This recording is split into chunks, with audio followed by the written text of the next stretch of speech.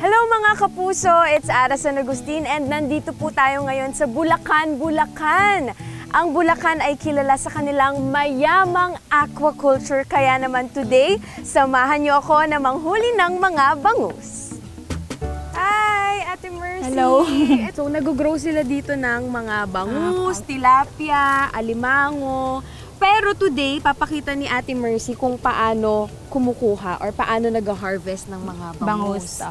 Paano niyo po malalaman kung kailangan 4 to 5 months pwede na siyang i-harvest. Sa pag-harvest ng bangus, gumagamit sila ng net na kung tawagin ay pante. Eto na, hihilain na natin yung mga nakuhang bangus. Ayan, may bangus! Ito po. Gumagalaw pa siya! Gumagalaw! Ay, sorry!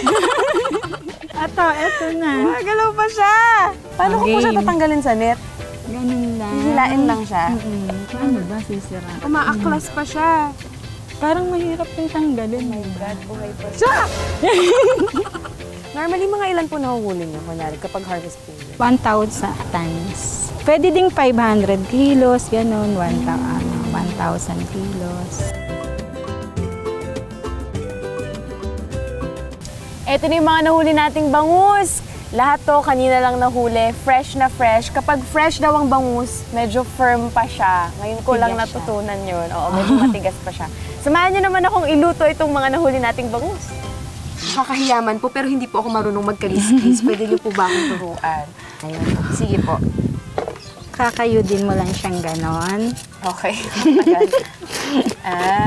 Yan. Matrabaho pala magkaliskis ng bangus. Miss Mercy, carry na ba to? Tatanggalin mo pa doon. Okay. Nakatakot. Baka kasi mahiwa ko yung laman, masisira. Hindi, pag fresh naman siya, matigas yung Matigas? laman. Okay. Pagkatapos kaliskisan ng bangus, sunod naman itong hihiwain at tatanggalan ng malaking tinik.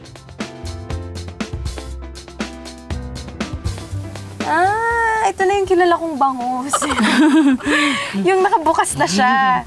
Gagawin natin, parang babaliin mo siya. After nun, tatanggalin natin ganito. Yan. Ganun mo dahan-dahan. Kapag natanggal na ang malaking tinik, pwede na itong iluto. Titimplahan muna ang mga hiniwang bangus ng asin at seasoning. Kapag mainit ng mantika, pwede nang iprito ang bangus. Pa-experience din po. Mainit ha, baka matulamsikan. Pwede din namang isa kayo mo dito. Ayun naman pala. Kaya nga tayo may chance. Yan. Ay! Ay! Ang lakas! Teka lang, aray! Ang bango!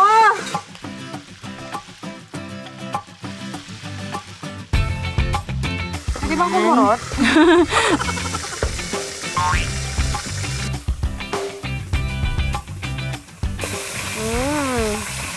Harap.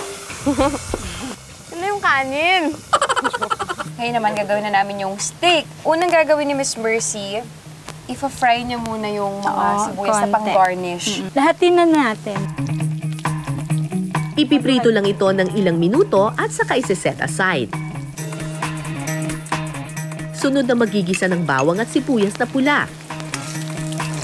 Saka ilalagay ang napritong bangus. Tapos, lalagyan na natin ng konting toyo. Oh!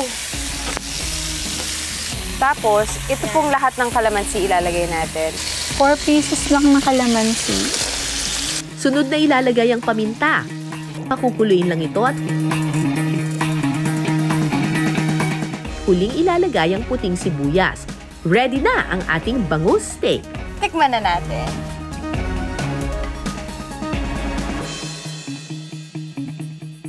Napakasimple lang ng recipe na to. Parang ang pinakamatagal na nangyari was yung nagprito tayo ng isda. The rest, napakabilis lang.